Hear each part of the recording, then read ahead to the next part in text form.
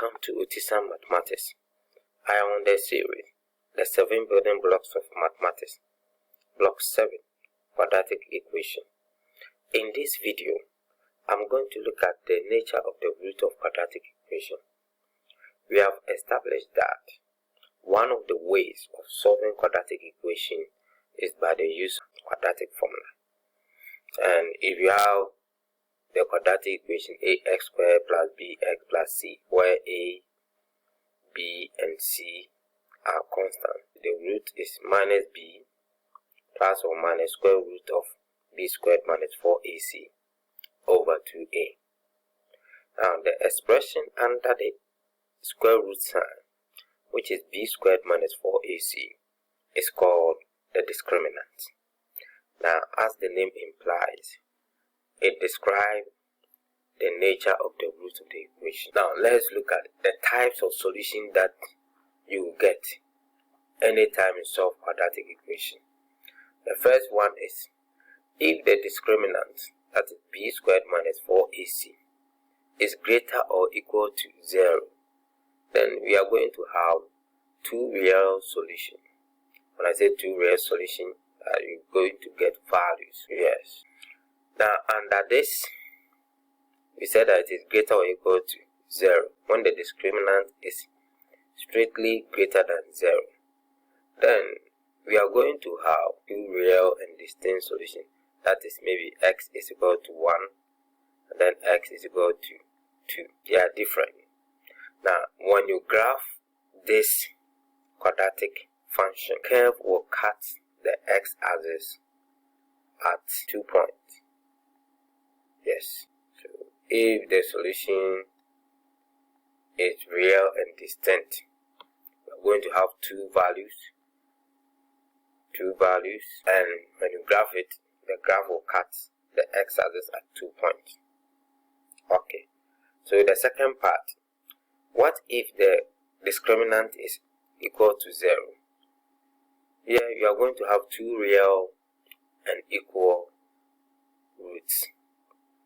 So that's why you get x is equal to 2, x is equal to 2. Equal solution. They are two real numbers, but they are equal solution. Now, what is the nature of the graph of this type of quadratic function? Now, when you graph it, assuming that this is the x-axis, the graph will touch one point of the x-axis. Okay. Now, the next is if the discriminant, that's b squared minus 4ac, is less than 0, then the equation will have no real roots, or the equation will have imaginary or complex roots. Now, what is the nature of this type of solution? It means that when you draw the graph of this type of quadratic function, the graph will not touch the x-axis. So you can have something like this. Yes. So if the discriminant is less than 0, then the graph will not touch the x-axis like this. So whatever be the case, it will never touch the x-axis. So let's look at how further details. Now, assuming that you have established that the discriminant is strictly greater than 0, then there are other things that you need to know. Or when the value of the discriminant is perfect square, the root will be rational. So after establishing that they are real, distinct, if the value of the discriminant is perfect square, then the root will be rational. If it is not perfect square, then it will be irrational. Let's take some examples to illustrate this concept. Determine the nature of the root of the following equation. We said that to describe the nature of the quadratic equation, you need discriminant. So what is the discriminant? D is equal to b squared minus 4ac. we are going to find the discriminant. So from this quadratic equation, our A is 3, B is minus 1, then C is also minus 5. So the discriminant, by substituting these values, B is minus 1 to minus 1 squared minus 4, A is 3, B is minus 5. So which is minus 1 squared is minus 1. Now minus 4 times 3 is minus 12 times 5 is 60. 2 plus 60. We have 61. So the discriminant, you realize that the discriminant is greater than 0. That is 1. So the roots will be real, distinct, and now this is not a perfect square, irrational. So that is the nature of this quadratic equation: real, distinct, and irrational. Okay. Let's look at the next one. 4x squared is equal to 28x minus 49. So first of all, you need to rearrange it so that it will suit the general quadratic equation. So we can move all the terms on the right hand side to the left hand side. So this implies that 4x squared minus 28x plus 49 is equal to 0. So by comparing with the general quadratic equation, A is 4, B is minus 28, and then C is 49. So then let's find the discriminant. The discriminant will be minus 28 all squared minus 4 times 4 times 49.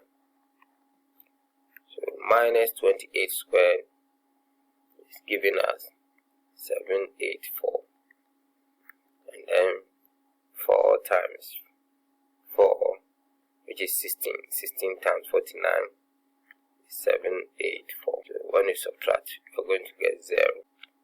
Now, we said that D is equal to 0. Then the roots are real and equal. I have 2 questions on the screen. Viewers, pause the video and go through them before I show you the way. Okay. Now you can check it with your answer. So the next one is 5x squared plus 3x minus 2 is equal to 0. So we compare it with the general quadratic equation, and we get our A to be 5, B to be 3, and then C to be minus 2. So the discriminant D will be equal to then 3 all squared minus 4 times 5 times minus 2. Okay. So 3 squared is 9 minus 4 times 5, 20, and then 20 times 2, 40. Minus minus, getting 40. So 9 plus 40 is 49. So we know our D is strictly greater than 0. Now, since D is greater than 0, and then the value of D, that's the discriminant, is also perfect, the root will be real, distinct, and rational. Okay. Just compare it with your answer if it is correct. The second one, by comparing with the general quadratic equation, A is equal to minus 3, B is equal to minus 2, C is equal to 4. So once again, the discriminant D, already know the formula. The discriminant will be minus 2 all squared minus 4 times 3 times 4. Minus 2 all squared is giving us 4 minus. Now 4 times 3, which is 12, and 12 times 4, which is 48. So 4 minus 48 giving us minus 44. We realize that the value of the discriminant minus is less than 0. So the roots will be imaginary or complex or no real root or no real root. So viewers, if you like this video, just click on the subscribe button. Thank you very much for watching this video. See you another time.